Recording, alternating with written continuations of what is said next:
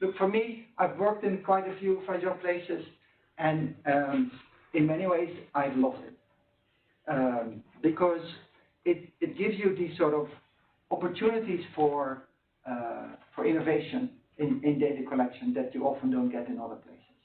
And it starts often with the fact that, okay, there's very little. I remember the Bureau of Statistics in the Central African Republic. First of all, there were only sort of 20 people left. Then they said, well, we'll take you to our archive. And that was basically the place where, when the rebels entered the town, they threw in all their computers and the books that they had left. So it was this huge pile of stuff. And so you can imagine, if that's your statistical archive of the country, right? That's it. You're basically starting from scratch. That has its advantages and disadvantages, right? Sampling frames are all out of date, that's a huge problem. On the other hand, the people that still in the office are extremely motivated, right? They want to get going again. So there's that aspect. Then the data demands will be very different, right? People need to often know more about what's going on, let's call it monitoring or descriptors, than that they need sort of very detailed information to make a complex policy decision about the rate of taxation. Right? Those are not the kind of analyses that are needed at that point in time. Obviously, it's going to be difficult to collect your information. Many places are not safe, so you need to find solutions for that. It cannot be safe for security reasons, there can be health reasons, so there can be all sorts of reasons why you cannot send your data collectors out. And of course, the last thing you want is sort of people to put themselves at risk just to collect information. No matter how important we think data is, in the end, we don't want to put our people at risk. The last thing I would like to share with you is that I think it's also easier to innovate in fragile contexts. First of all, it's needed because you can't do what sort of business as usual. And secondly, since people realize that the situation is very different, they also accept that you do something different, and something different doesn't always work, and people accept that, and I think that is an advantage. Then, as we did this work and we developed solutions for different situations, we realized that some of the things that we actually had developed were actually applicable to the non-fragile situations, and I think that is first I found that sort of a fascinating finding. So we developed some rapid approaches to do consumption surveys. I think that's relevant. We worked on ways to monitor the progress of projects that actually is now being implemented in non-fragile situations. There's been quite a bit of work on how you ask sensitive questions. Things that are absolutely relevant in other contexts. For instance, if you want to know about, say, gender-based violence around infrastructure projects, these approaches are absolutely relevant in those contexts. So, what have we learned? First of all, don't panic. It is possible to collect information. I think that's really an important message. Don't think that because there's conflict and stuff, you can't collect information. You can. You will have to adapt, right? In many instances, you really want to reduce face time. That either means you only want to send in your enumerates for a very short period of time, which means changing the questionnaire or asking sort of your questions differently, or you'll try to do this by relying much more on sort of remote ways of data collection, say phone surveys. Then what you will need to do is you need to accept that since these places are so volatile, etc., you cannot just sort of come in with an outside approach and say we're going to apply it this way, right? Because something that works in one place may absolutely not work in another. And I can give you a concrete example. In northern Mali, we wanted to collect information about what was going on while the insecurity was ongoing. And it turned out that it was very possible to use people from northern Mali, get them to Bamako, train them, send them back, and ask them to collect information. And then once every 2 weeks, they would go into the vicinity of a cell phone tower, they would upload their data, they would download a new questionnaire, we would pay them, they will talk to the operator to basically exchange some information.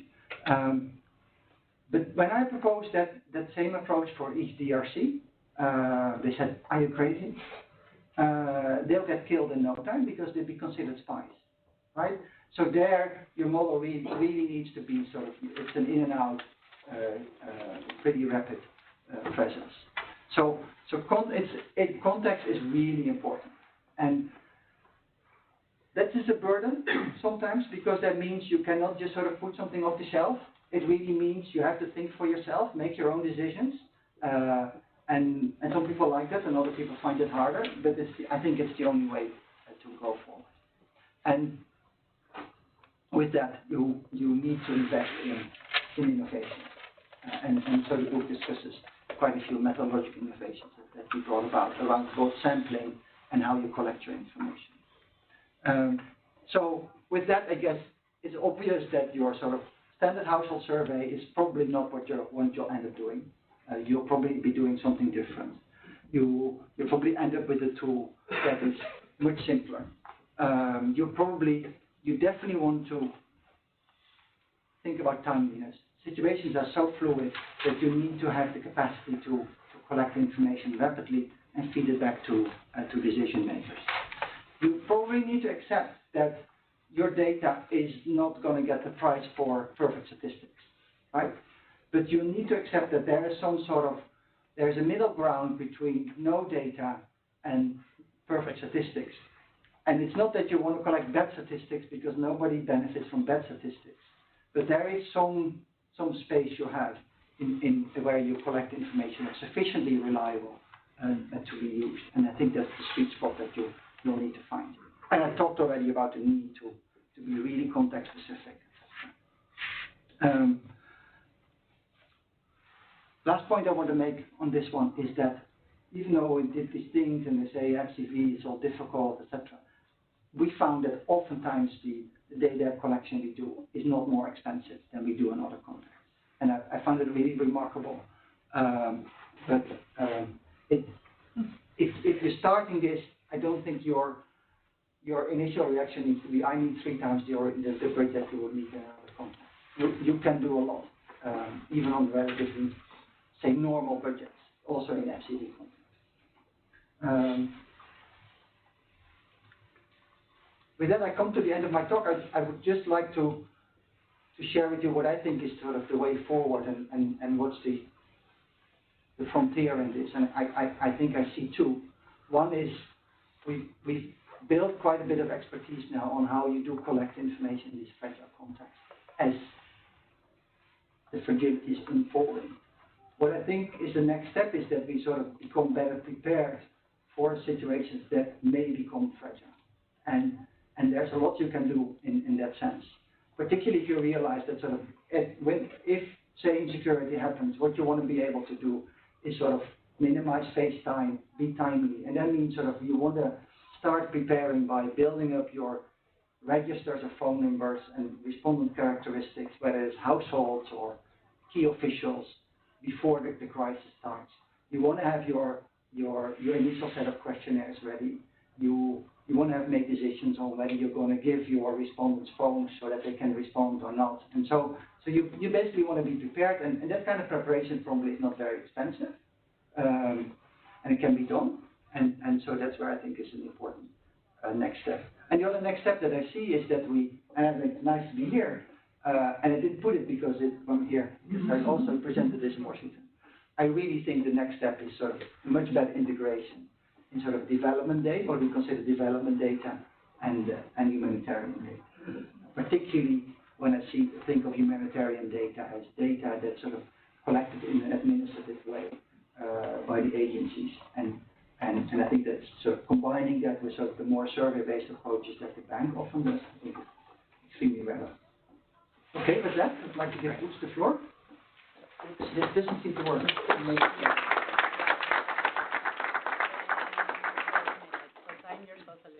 I'll give you a heads up when you reach 5. Oh, wow. When you have 5 left, sorry. So, good. So we should get started very quickly if I don't have that much time. but I hear that I tend to speak too fast, so I don't want to do that. So Hans gave basically like the big overview, and what I'm going to do is I'm just going to quickly repeat a couple of the things in terms of like why is it so important to work in fragile countries, but I'm going to go very fast because Carol has mentioned it, Hans has mentioned it, but it's good to sort of like repeat things 3 times, I think.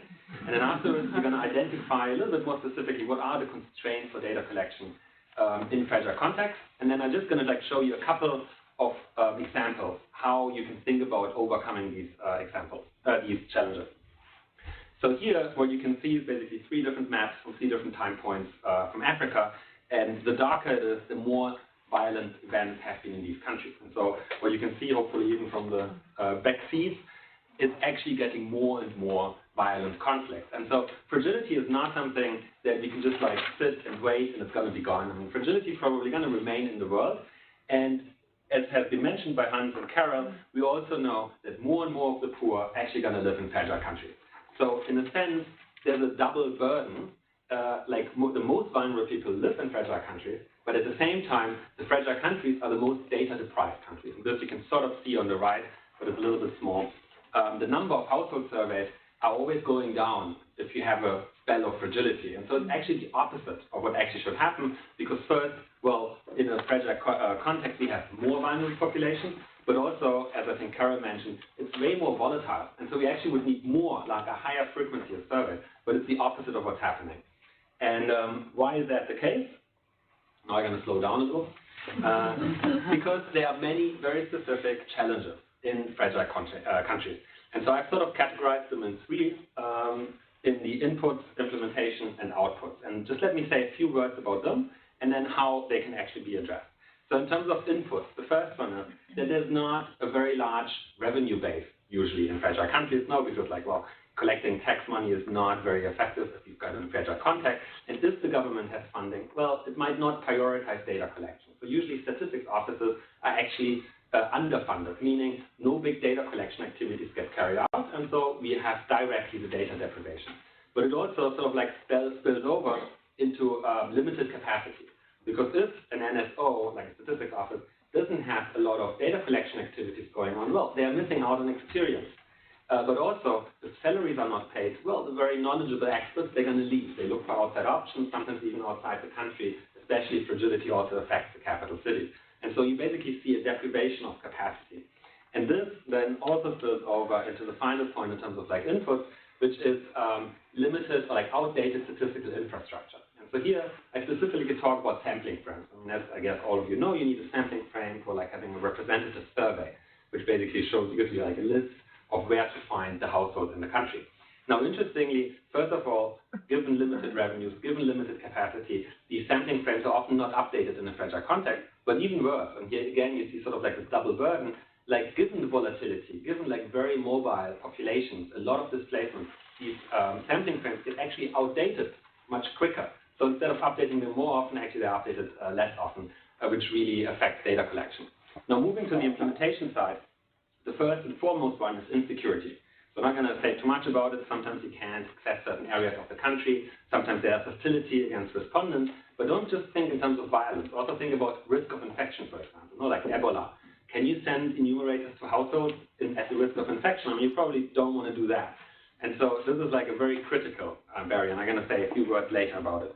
The other one is displacement.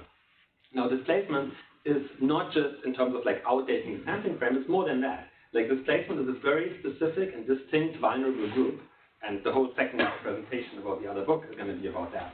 And so there is a need to like specifically collect specific data for this vulnerable group.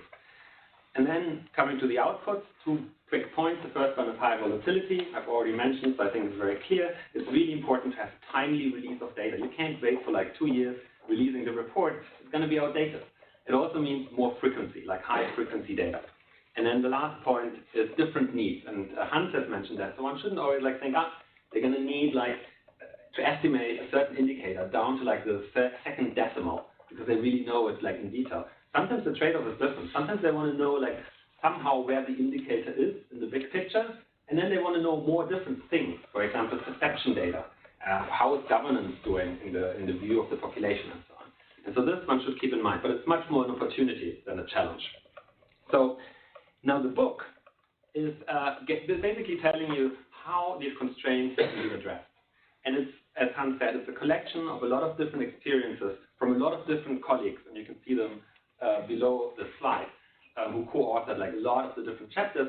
And basically in this book we describe, and so this is the book, on the seat you only have the teaser, which is the first chapter. We describe the challenges, the innovation, the results, and the lessons learned for each of these methodologies. And what I'm going to do now, I'm just going to give you a few examples, and they're sort of like indicated in light green here, how specific methodologies that are described in the book address some of these constraints. Obviously, I'm only going to like scratch the surface, and I'm going to like skip a lot of methods, I'm going to skip a lot of details of each of the methods I'm talking about, but it should just be like basically creating more appetite to like go through the book and read it. So let me get started with the first one, which is like the Central African Republic. So after, like in 2015, the peace process has been started, and as part of the peace process, it was like really important to better understand what are the development needs and the recovery needs in the certain different areas of the country. And the sort of like the constraint, like one of the additional constraints was that this had to happen in like 3 months' time to be effective in like feeding into the peace process. So there was like no question about it, had like 3 months. Usually what we would do, especially at the World Bank, we would use small area estimates of poverty to sort of like show, no, where's the deprivation in the country and so on, what are the needs. But this requires a recent household survey, which didn't exist. It requires a census, which like was very outdated. And it also doesn't happen in 3 months. It takes like much longer time, it takes a certain capacity, certain funding, and that was all not available. And so the team, instead of just like running away, they actually thought about what is actually the data need. Is it a poverty map, or can they do something else? And so, hi, if you're connected to the event, can you please mute, because we are hearing somebody speaking. Thank you. And so, okay, so we are now hearing somebody laughing, so it would be great if you could just mute yourself. And so, what the team did, instead of doing like a really comprehensive and expensive household survey, they actually just sent enumerators to some of the district officials and interviewed them. Like, is there a clinic in the district? Is there like a school in the district, and so on? And based on this, they built a local development index. And you can see on the right-hand side, like sort of like the blue map, it looks like a poverty map. It's probably very correlated with a poverty map. But it was done in like a fraction of the money. It was done within 3 months from design to like delivery. And it actually really had an impact and influenced the peace process. And so these are sort of like the innovations that we are talking about in the book. It's not necessarily something which is extremely complicated, which would also not be helpful, because then the local statistics office might not be able to like really have the ownership. It's really about simple ideas, thinking about the data needs, and addressing the challenges and just making it possible. So the next example is about the outdated statistical infrastructure. So in the DRC, there was a need to basically do a household survey. For the household survey, you need a sampling frame. But the sampling frame was completely outdated. It was like many, I think even decades old. A big part of the population was displaced since then, so there was no way of going for it. But there was also no way of basically doing a traditional census-like operation to demarcate the enumeration areas to which one needs to go or which one needs to have as a base for the sampling. And so what the team did is they used satellite images and they used some iterative algorithms to first demarcate the enumeration areas alongside natural and administrative boundaries. And then, as you might know for the sampling frame, the second ingredient is a population estimate, so you can draw them proportional to size. And so then they used, again, satellite images and some machine learning algorithms, or like regression trees, and those ones gave them estimates for the population size for each of these enumeration areas. And this they used as a sampling frame, drew a couple of them, and then conducted the household survey in those areas. Now, the nice thing is that given that they also listed the enumeration areas which were selected as part of the sampling frame, they could actually compare what is the real number of households in this area versus the one which was projected or predicted for a subset, not for the ones which were sampled. And you can see below that actually it's like really highly correlated. So it was a quite effective sampling frame. And again, I mean, this was done like in a very short time, very limited budget, and while a normal census-like operation takes like probably like more than a year to do this in like millions of dollars. It's 5 minutes. 5 minutes. Okay, that's good. I can even slow down. Now another example is the listening to Africa in Sierra Leone. with the Ebola crisis. Now, I had mentioned that sometimes it's about the risk of infection rather than sort of like the insecurity, where you can send an enumerator to a household. But at the same time, well, the Ebola crisis was basically starting, and everybody wanted to understand what's the impact, not just the macro impact on the overall country, but really the impact on the households, like who's losing employment, because that's like really important. Is this correlated to areas with high infection, or is this like more general because just all the markets are breaking down? And so to do this, well, you want to do household survey, but you can't send enumerators to the household. And so what the team did is they actually utilized the sort of like nice coincidence that beforehand a face-to-face survey was done before the Ebola crisis. And as part of the household survey, people asked for the phone numbers of the respondents. And this they use as a sampling frame. And this gives you like two very nice features. So the first one is, given that you know even the households which don't have phones or which didn't respond to the phones in the household survey, in the face-to-face survey, you can compare the sampling frames. And you can compare whether actually your phone survey is representative or not, and you can sort of like judge it to some extent, which is a very nice feature. But the second one is it allows you to basically call up all these phones and then ask them about, for example, employment, and to ask them about perception, and without the risk of infection. And so on the left-hand side, you can, for example, see how, like right after the crisis hit, which is like the red bar, employment like really goes down in all different areas, and then it sort of like slowly but surely recovers in most places.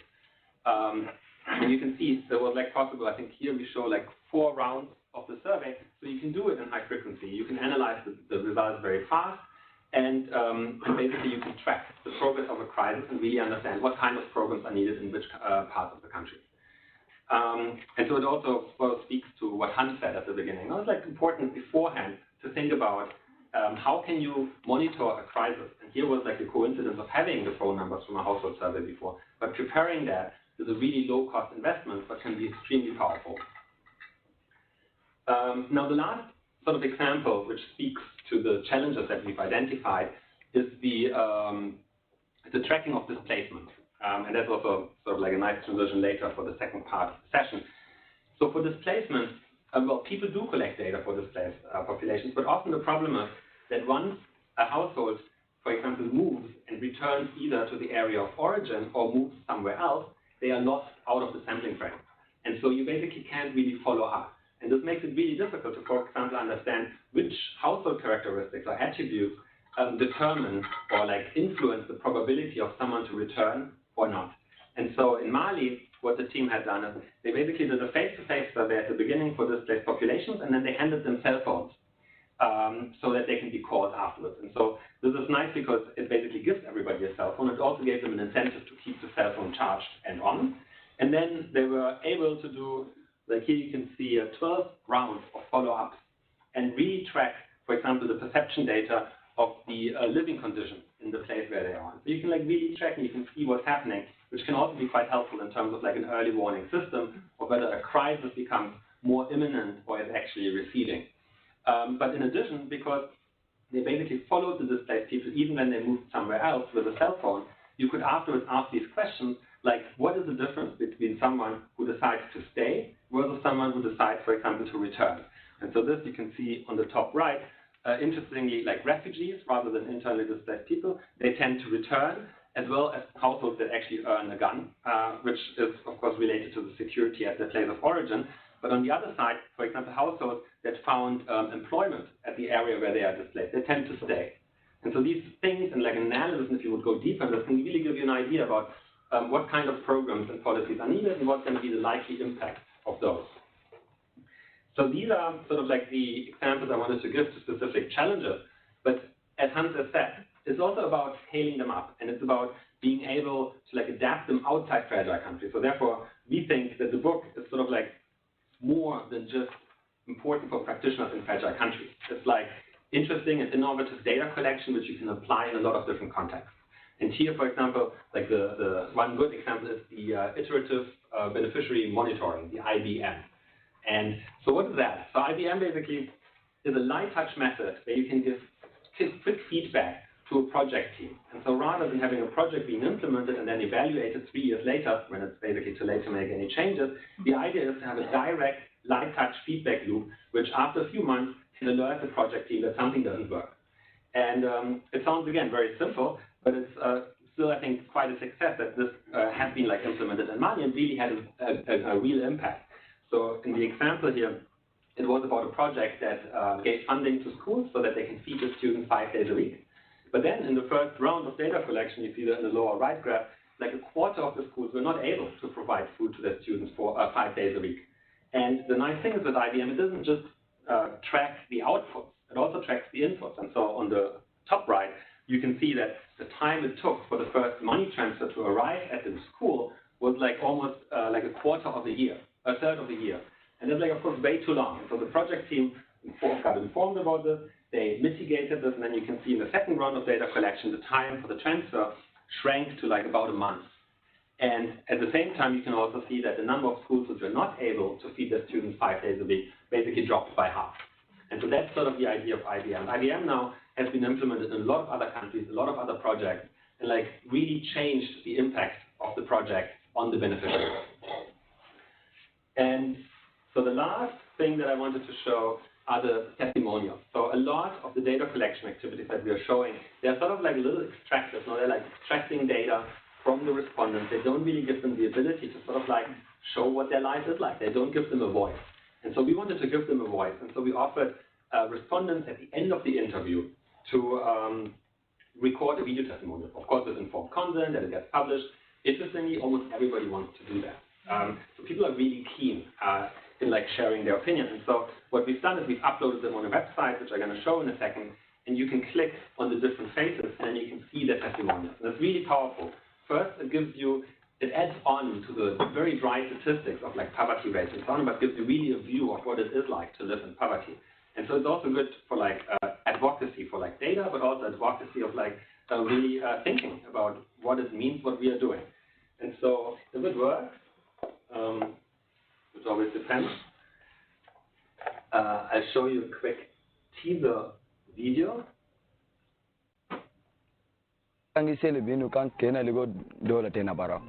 So I send a go begin Agaze will be Fusena.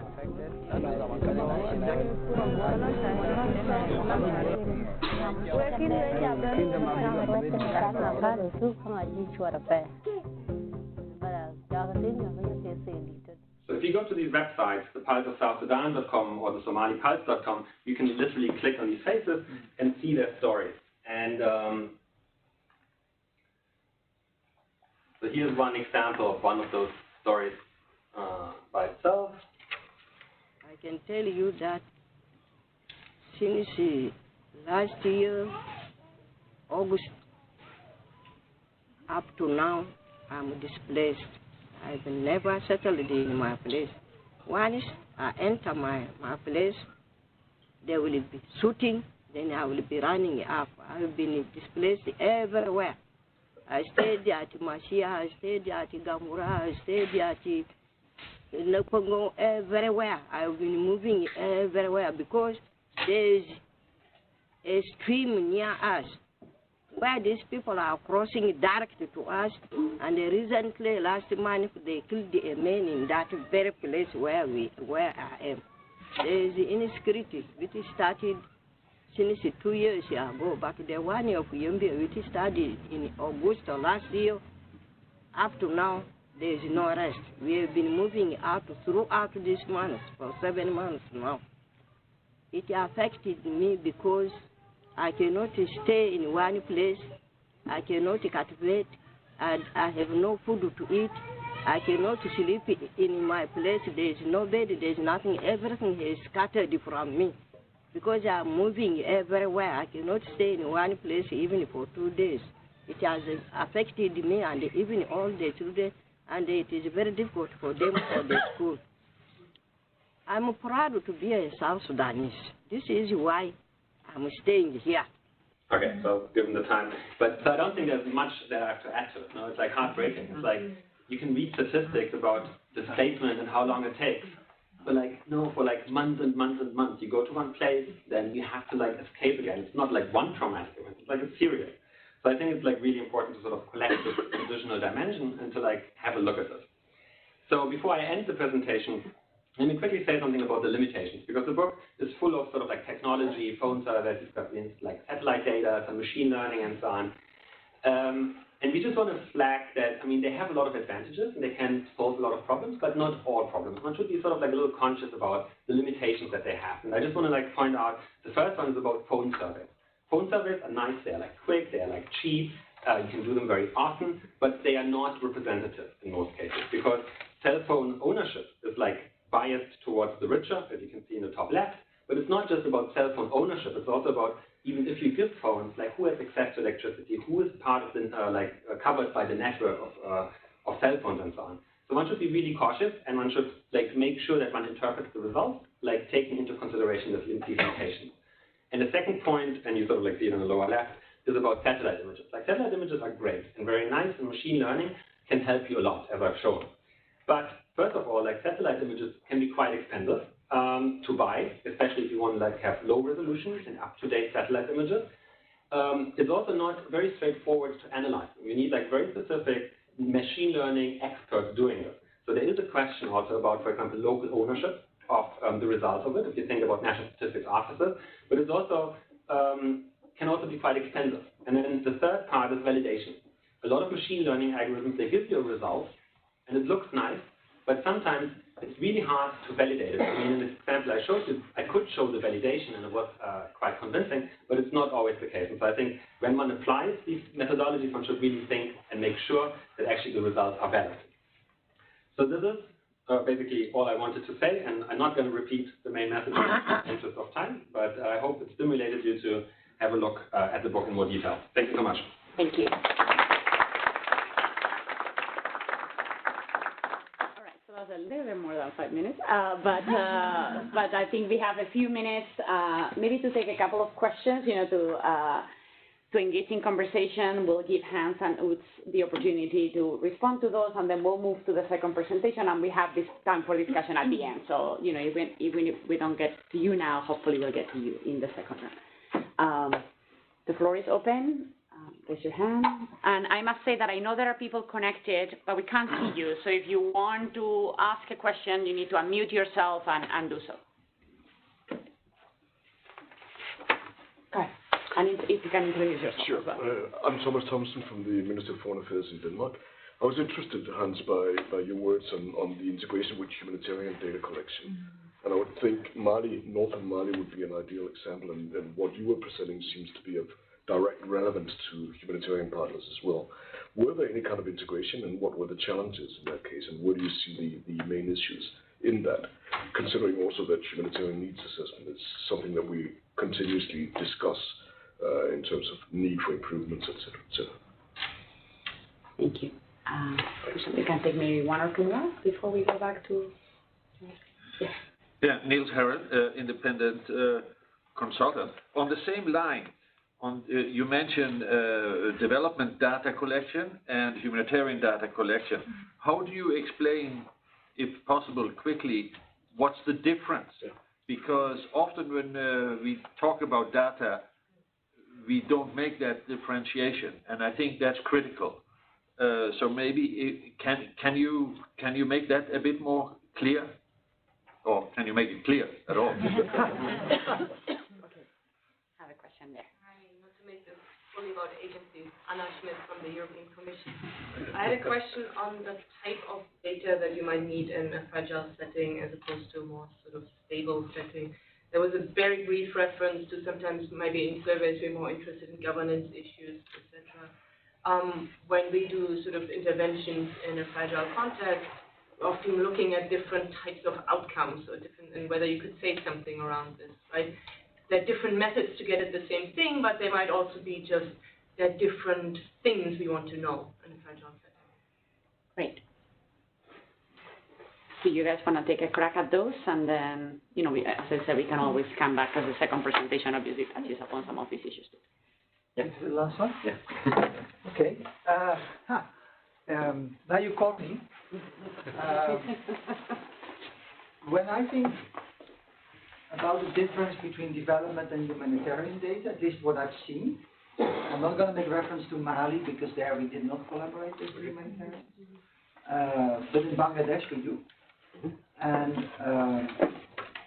And what I see is that humanitarians collect data as a byproduct of their key activities, right? So people get registered, they get fed, they get housing, and all that's done, and while that's being done, administrative data gets collected, and that gets then stored in a database and utilized. Whereas I think the development data is much more sort of, you do a household survey, or when you work with the Bureau of Statistics, and you try to set up a sort of, well, you try to set up a different kind of statistical system that's maybe less operational and more meant to inform decision makers.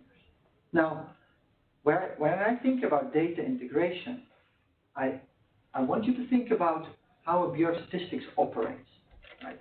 What they typically do is sometimes they'll do a survey, but usually they'll get data from what the Ministry of Education is doing, or the Ministry of Health, and they use that administrative data to create a lot of statistics, and then they supplement that with surveys.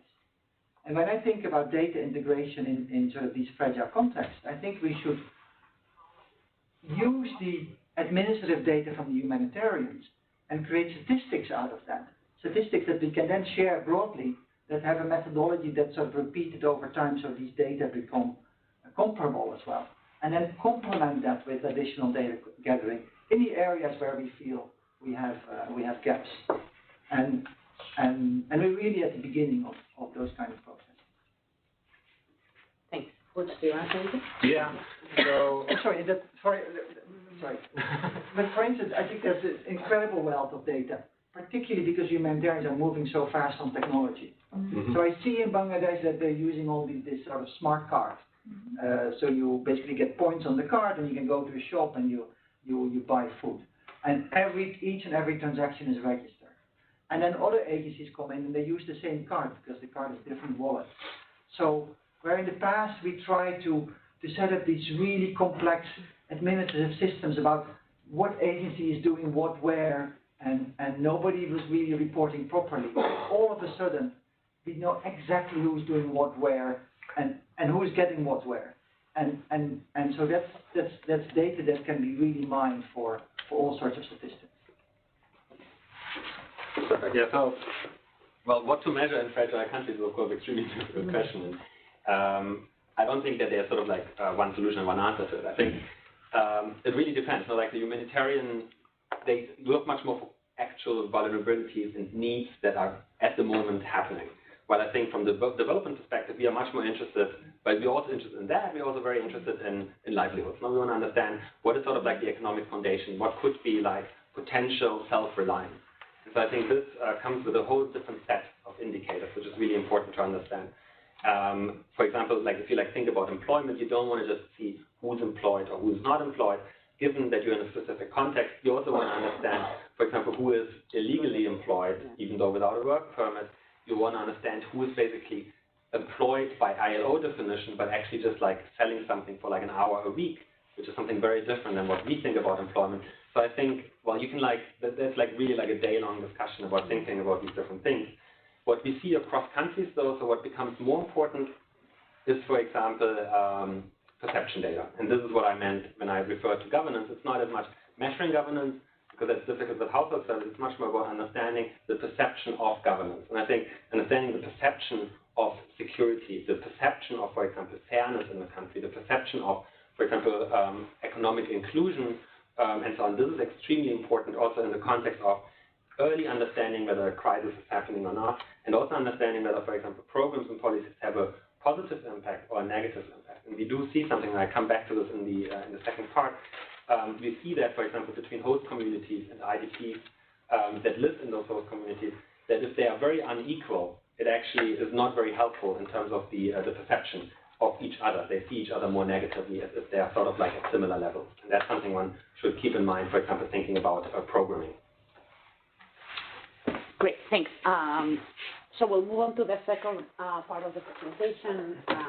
So that's talking about this second book on durable solutions for displaced populations. Which will lead that. Let's try to have sort of a 10-15 minute presentation so that we have some time for discussion. Yeah, I think that's as much as we can push it. And I think what you will see is that we are coming back to the same point, right? That data is important, but now we're going to get into the space of what do you do with that data, what is some of the information that can be extracted from it, and what are some of the insights that provides, very much following up on what was already said here. Yes, perfect. Thank you so much. So you can, like, nobody, I think, dared to grab them, but they are meant for you. So the first one is the executive summary. That's probably the one which is most interesting for most people. That includes really the essence. And the big one is volume B, which contains the detailed case studies, which is for the more interested reader. And then volume C, you see I didn't bring too many. It's like the technical aspect of the work, which is like for the really involved technical practitioner. But please take them like later. So what did we do? Like, the objective was basically threefold. The first one was to establish sort of like a framework of how to collect data for displaced populations. So, like, not only collect the same data for displaced populations in contrast to others, but like really think about what specific data do we need. And that's sort of like the first part. The second part was applying this framework and collecting this data for a number of case studies, and you can see them listed here. And then to understand and what can we say about the durable solutions in these different countries. And then the third one is, and I'm going to skip that probably mostly because of time, what are the methodological challenges and how can they be overcome? And they are also included in the book, of course, due to like pure coincidence. But so before we get started, I don't want to like say too much about displacement because, well, it's like in a sense the displacement conference. But displacement, of course, is basically triggered by different events, for example, violence, and we've seen there's more violence coming. So, and the second one is climatic changes, which is of course also still happening, and then having like droughts and floods and so on. So I think also displacement is easy to say is something that unfortunately going to stay with us for the next couple of years. And so it's really important to better understand how can we basically cater for displaced populations. Now in the world, there are like 70 million people displaced. And I think everybody who sort of like sees this number, thinks about displacement, thinks actually about refugees. But if you look at it, well, refugees is not the majority of it. The majority are internally displaced people who actually did not cross borders. But otherwise, they are very much in a similar situation. But now, displacement does not mean, it's not like one event where you get displaced after a couple of days or weeks, it's done and you're back to normal. It's actually the opposite. And you've seen this a little bit in the testimonial that I've shown. Like, displacement is often protracted. It takes like years, it can take decades to be resolved. And so I think this makes it very clear that it's not just about humanitarian assistance addressing the current needs, which is important and essential, but it's not sufficient. But in addition, there needs to be a development perspective to it, sort of like a projection towards how can displacement end. And so this is where the concept of durable solutions comes into play. Like, durable solutions basically means a durable solution is found when all displacement-related vulnerabilities and needs are mitigated, which is of course sort of like a very flexible and open sort of like definition, which I think is therefore actually also useful. But so the end of displacement, you can think about basically in three different dimensions. The first one is you integrate locally, the second one is you integrate elsewhere, and the third one is you return back to your origin. And so the idea of the report and the objective is to sort of like understand how can we collect data that is helpful in informing potential durable solutions. And so for this, we basically established a framework of how to collect data, but that's like a little abstract, and you would have to look at the questionnaire module, so I'm not going to bore you with that. And then we applied this in like 4 different countries for internally displaced people, in Nigeria, in Sudan, South Sudan, and Somalia. And we also applied it to refugees in Ethiopia. And this gives us like a very rich data set where we can compare internally displaced people with host communities, but also with refugees. And so I'm just going to like show you some of the results. Now, the methodological innovations, so I'm just going to jump over them and just sort of like flag them. The first one is, it's quite interesting to see if you collect consumption data for displaced populations, they often tend to underreport it. And we know this because the levels are so low that they are just not credible in terms of how much they've consumed in the last 7 days. And so we did a randomized controlled experiment where we applied a behavioral nudge in the questionnaire of like really asking them to tell us the truth. And then you can see that actually the very poor IDPs actually report higher levels of consumption. So this seems to be working. But this is just to flag that it's important to like think about how to collect data, and you can use a lot of the traditional methods, but not always. And then you sort of like need to innovate and think about it. Now the second one is that usually when we collect consumption data, we ask like hundreds of items each household. And we need to do this because we need to get a proper consumption measure, which then tells us the poverty level.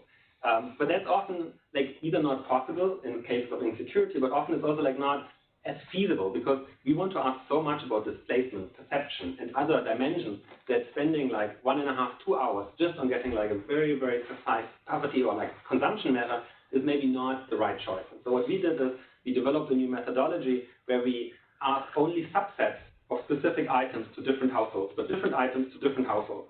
And this allows us, and that's all like shown in the graph, after data collection, we basically statistically impute the items that we didn't ask to household A, but we know from household B, and we imputed what probably household A would have consumed of these items. And this gives us a quite accurate measure as we show with simulations as well as real-world examples. And the third one are the video testimonials, which we've already seen. And we've also already seen the book, in which some of these are, of course, also described. So with that, jumping through the technical innovation, let's go to the, we've got first the cross-country observations. And so I'm just going to like highlight a few things that we sort of like see across, but I mean, you can see it's like quite thick, so I'm also just going to like scratch the surface of it. But what we see is like most of the displaced people that we had surveyed were actually displaced by violence and by conflict, except for Somalia, where there's a big part that was displaced by conflict or violence, but was also by drought and like climatic events, basically. And so this matters later, as you will see. And so, and then the second part, the problem is I don't wear my glasses, so I can't even see that because it's so small. So the IDPs tend to get displaced very close to where the displacement has happened. So they don't go like across the country to a completely different region. They usually try to stay close to where they came from. And interesting, it's also true for refugees. Refugees, like the ones we've surveyed, they go basically just across the border and then stay there. And they don't sort of like travel much inland in the other countries. So what we also see is that, and like a lot of these things are not surprises, but it's also good because, well, it validates sort of, like data collection quite a bit. But a large fraction of the displaced population, they're extremely young. They're like below 15 years old. And that's really important to keep in mind because it's about human capital and addressing basically the needs of the very young population. You also see a large number of women-headed households, and you see very high dependency ratios. That there are like not very many adults which can actually work and cater for the remaining people in the household, but you've got high dependency ratios. Now the next one is on like the poverty levels, and that's quite interesting. So if you look at the poverty levels, you can see that in terms of the refugees, which is on the left-hand side in Ethiopia, that the host communities are much less poor than the refugees. And you can see, but the refugees are usually poorer actually than in the host in their country of origin as well. So like the displacement like really affected like their livelihoods basically. There's a little bit of an exception, but it's still sort of like the same pattern in South Sudan because the national poverty is also just like so high that sometimes we think, but it's like hard to like really get out of the data, that actually people who have more resources are actually able to like become refugees, and therefore they are like less poor. If you look at the picture for IDPs, and that's quite interesting, you see that the poverty levels compared to host communities is much more comparable. And that's like a really important point because it means, well, it's not just the IDP who's very poor, but it's also the host community. So this one is also sort of like, think about what does the background of someone mean. And here we look at IDPs and we compare the ones which had agricultural activities before they got displaced versus the ones who've not done agricultural activities before they were displaced. And it's of course important to note here that most of the displacement happened into urban areas. And so the hypothesis is that, well, people who've been farmers before, they might have much more difficulty in integrating into the local labor market, and therefore it might be much more difficult to actually get livelihoods. And you can see that this is particularly the case in Somalia and South Sudan, where you see like really these differences that the non-farmers are actually less poor. And we also see this if you look at employment. So this is just like one example. Now, the final point in terms of sort of like the description of what we can see from the data by comparing the different countries is, of course, the gender-specific risks. And I mean, I don't think I have to say too much about it, but like we do see that there are like a lot of women-headed households, as I said before. Like generally, the proportion of women in the population is much bigger than it is back in the country of origin. And then that, of course, women, well, not of course, but like unfortunately, women also have like lower educational attainment, which we also see in the countries of origin, but we also see this in the displacement situation. And then, for example, there's a lot of time that is spent on like fetching water, and this, of course, can expose someone to risk of GBV, but also more generally, like a lot of IDPs report that they're basically staying at home because they have to take care of, like, for example, domestic work, rather than being able to, for example, participate in the labor market. And so this was very descriptive, because here we've got sort of like the slide summarizing that and what does it actually mean. And it's like really about going from the descriptive to sort of like the prescriptive, as much as one can do this from like such a general level. But so what is like important if you like think about IDPs and refugees and host communities is, well, first it's about human capital. So you want to make sure that there is proper services offered in terms of like ensuring that there's proper education for the young people, because otherwise the spell of displacement actually can create a lifetime spell on poverty, and that's exactly what one wants to avoid. The second one is that host communities are often as poor as IDPs. And so this means like programming should really make sure that services are not just offered, and also like programs in terms of like cash transfers should not just be offered for displaced populations. This creates like tension, and it's also in a sense like not really reflecting what's happening on the ground, because they are similarly poor. And so they should really integrate host communities, which helps to avoid social tension. The third point is it's helpful to think about where IDPs come from. What were their livelihoods beforehand? If you think about, for example, productive activities. And these programs should also make sure that sometimes there'll be a lot of farmers which basically have not done work in an urban market. And so programs should make sure that they actually create the skills and start from the foundation that exists to make sure that everybody is integrated and that these programs are inclusive. Now, the last point is then on the gender-specific risk. Like, I think all programs and policies, one should make sure that they are basically accessible to everybody, and that doesn't mean just saying, yeah, everybody can join, but it means, for example, ensuring that there's childcare around, and also should mitigate any other GBV risks. So in this slide, so programs and policies, they of course need to be targeted. And to target, you want to understand sort of like what are the different types of households that you see in a certain situation. And so what we've done here is, in the different places, we've categorized them between being self-reliant, meaning they are not poor, even if they don't receive aid, and they're actually employed. That's the green ones. And then you see the sort of like orange ones, they're the ones which actually have productive employment, but they are still poor if they wouldn't receive aid. So they're sort of like self-reliant, so they're not self-reliant, but they're sort of like have the potential to be self-reliant if they would find more work or more productive work where they would get paid higher. And then the red ones are the ones where there's actually no employment, and so they are basically dependent on aid. And so it's quite interesting because all of these three categories would need very different programs. And so it's like helpful to see that they actually quite vary across the different contexts, even within the country, but also, for example, in Somalia, you can see there's hardly support-dependent displacement. Like most of them actually are either self-reliant or they are supported by aid, but they actually have productive employment. I think that's really important if you like think about what kind of programs one should implement to end displacement. So these are the cross-country observations.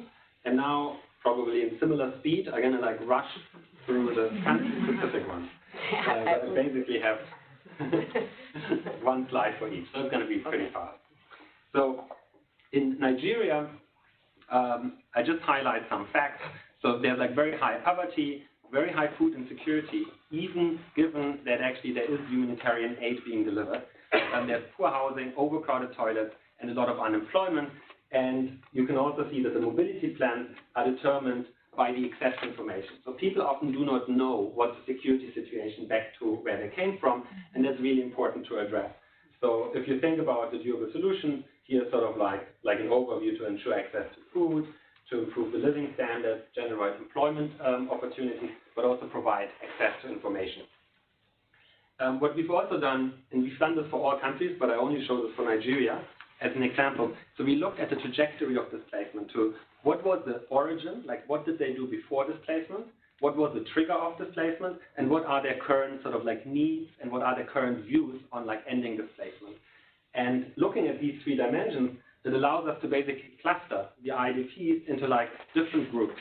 And it's quite helpful because here you just like compare, it's like a three-dimensional space. You can compare the black versus the blue ones, and they are like two different groups. And if you read the little narrative, you can see that they are like really distinct. So the left group, they are basically non-farmers, while the right group are farmers from like their origin. And the left one, they've got higher dependency ratios, and like more often like women household heads, while the farmers more often have like larger household sizes. The farmers are settled in camps. They are not very satisfied with their current location, and they actually want to return. While the left one, they are much better integrated. They are satisfied with their current location, much more think about staying. And so I think having these different groups, and you can also like divide this further down, is like really helpful in like seeing how contextual programs should be and the sort of like breadth of how they should be designed. And so now moving quickly to Somalia. I mean, Somalia, I've said before, there's a lot of violence-related displacement, but there's also a lot of sort of like climatic-related displacement. But like one of the main facts I want to show you is the IDPs in urban centers is like 75%. And so this is also like really helpful in terms of programming, because it first of all means delivering services much cheaper than going to like rural areas, but it also means that generally investment into urban infrastructure can be really helpful because it addresses the needs of the host communities as it does for the IDPs. And I'm going to skip sort of like the other facts. Now, if you look at South Sudan, I think, again, no, it's like you see like really bad outcomes in terms of like education, in terms of like employment.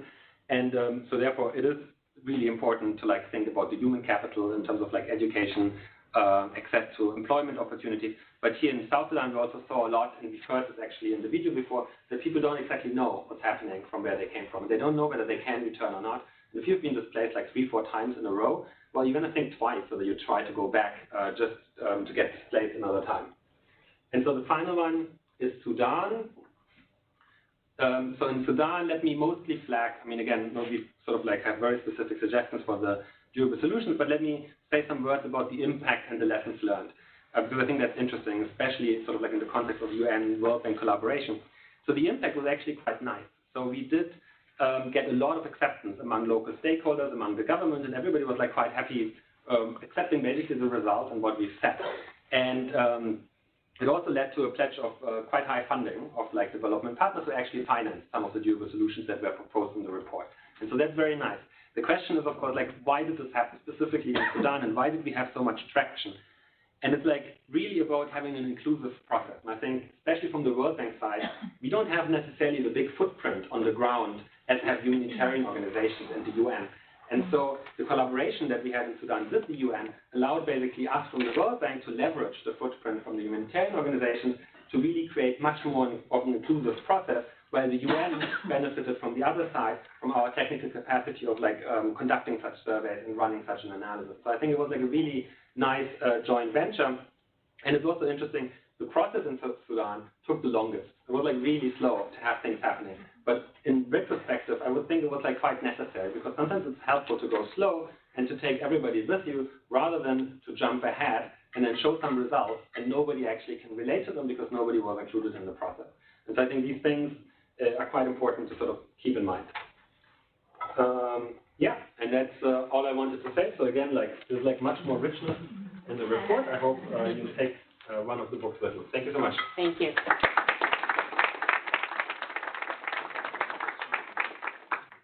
So we have about 10 minutes for discussion, and again, happy to get questions on this, or if you want to go back to some of what you heard earlier and touch upon that, that's also welcome. So again, I'm thinking for those that are connected, please jump in if you want to. Go ahead. You have a follow-up. This is super interesting, and so glad to be here and hear this. Whole host of questions, but one of them was, we have this whole issue about targeting, right, and status-based targeting versus sort of needs-based development, whatever you want to call it. Have you tried to do this? Because you had these groups, right, and then you described your refugees and your IDPs and your host community. But if you were to just look at the data and you were to sort of ask the computer to sort of cluster your refugees, right, based on what you come out with as the characteristics, would you be able to do that? Would refugees emerge basically as a specific group based on these different questions? And would IDPs, I mean, if you don't have real differences in poverty rates, for instance, how would you define your IDPs if you didn't already know? Right? What would they, could you do that? Could you do this, run this as a test and just see whether in the end your results would match what you already know about the status? I think that would be really interesting and quite sort of a funny sort of little result.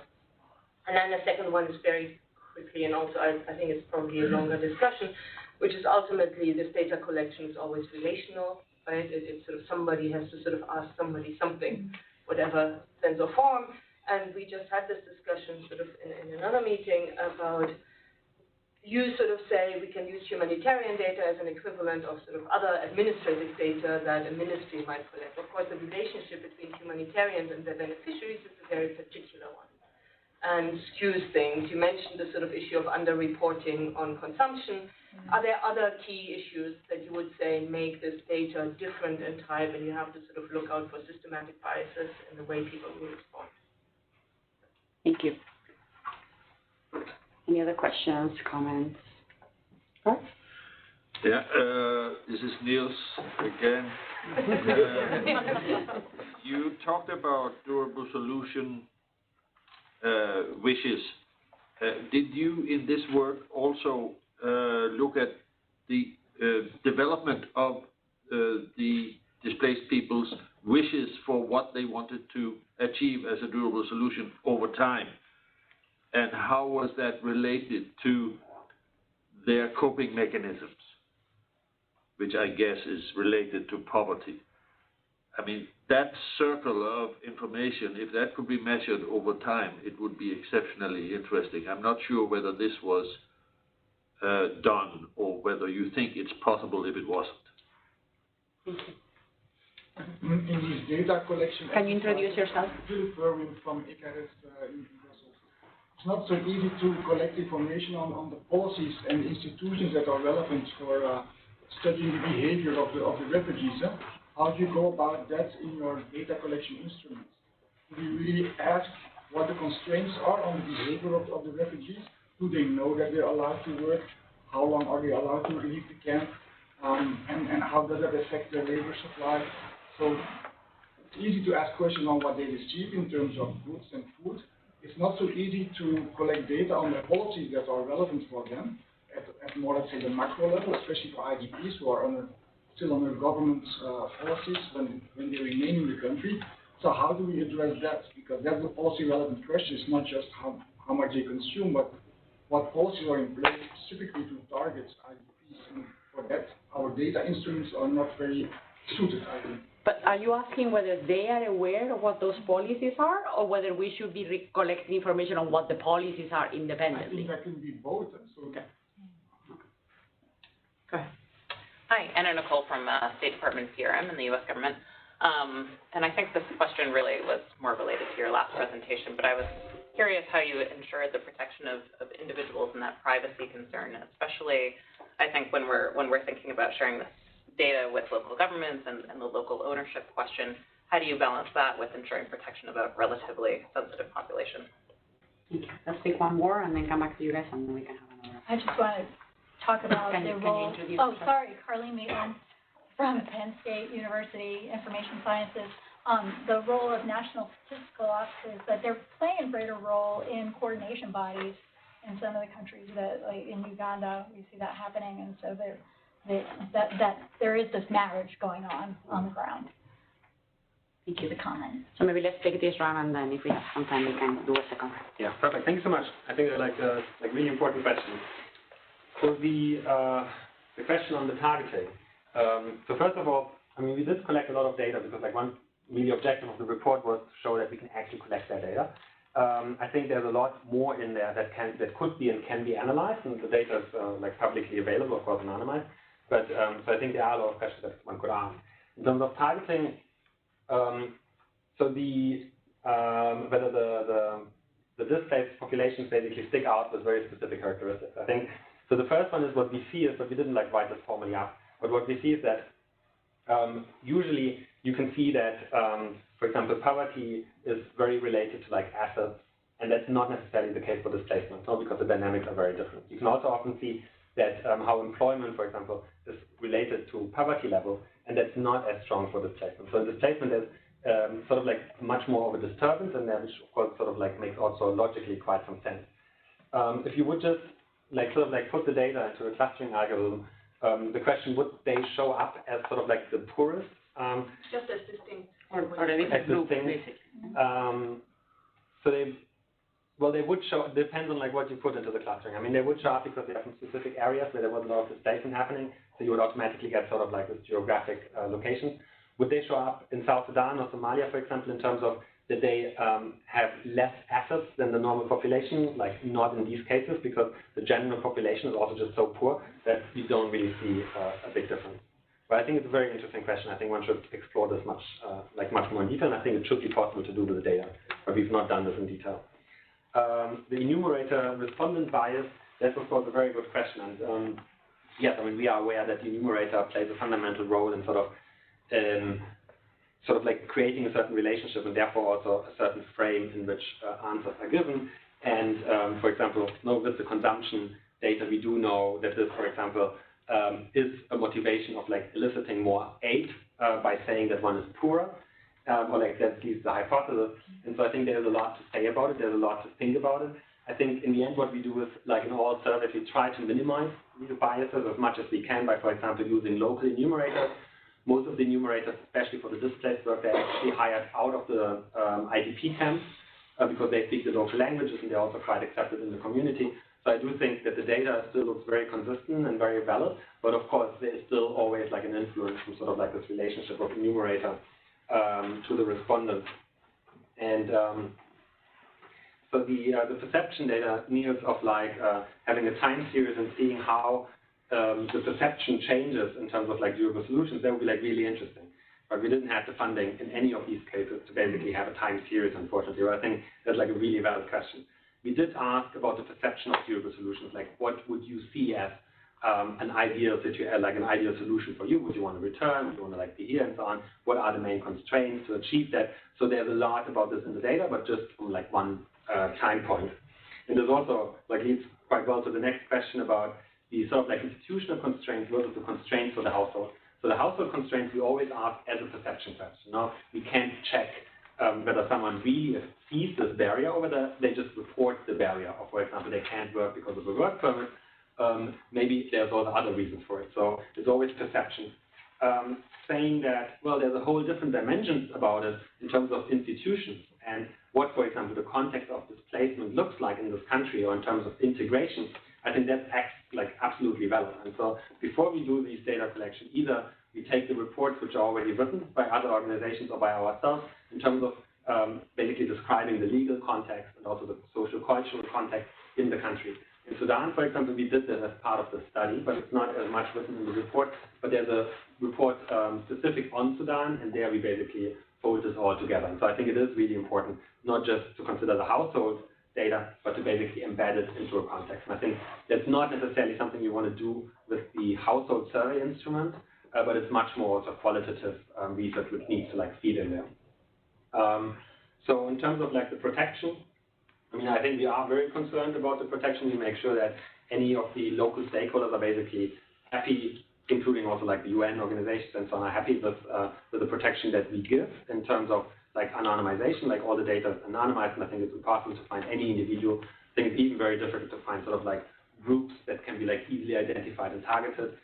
So we do think about these things.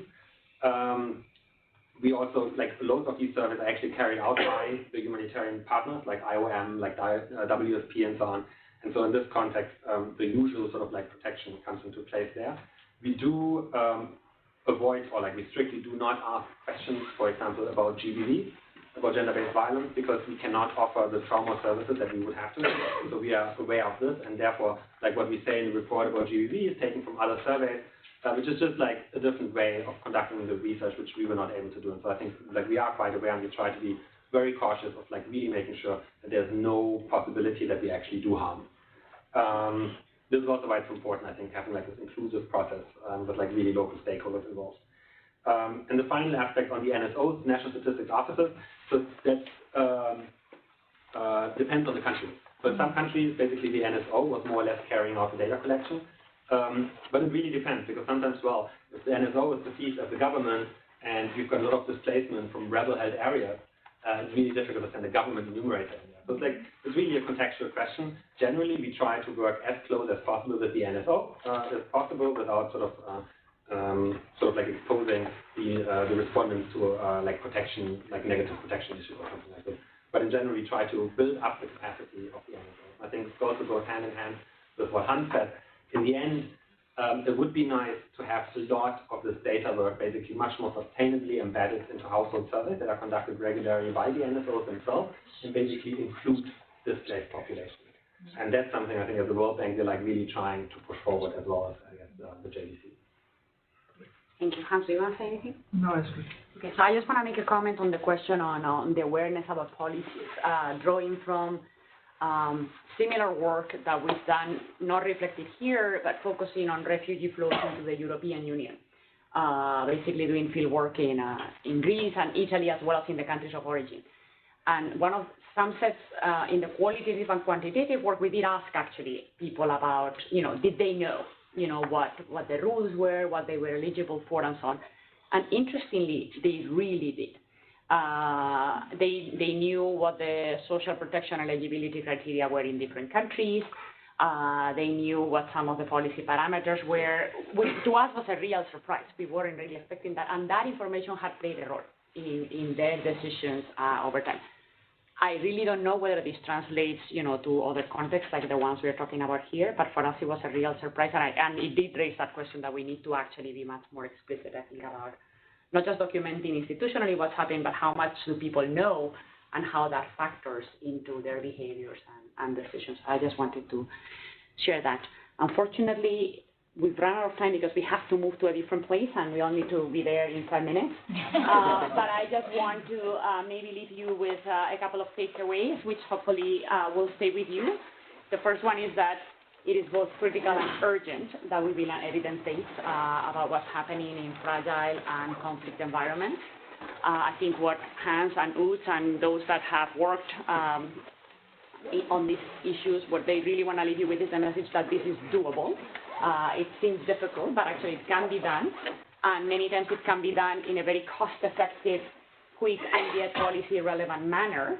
And that when we manage to do that, we actually get important insights, not just on understanding how these people are faring, but also on what can be done to both improve their situations, as well as to maybe tackle some of the root causes that have triggered these problems to start with. So hopefully that's something that we'll come back to in a lot of the conversations over the next 2 days. So thank you very much for coming, and please join me in thanking Hans.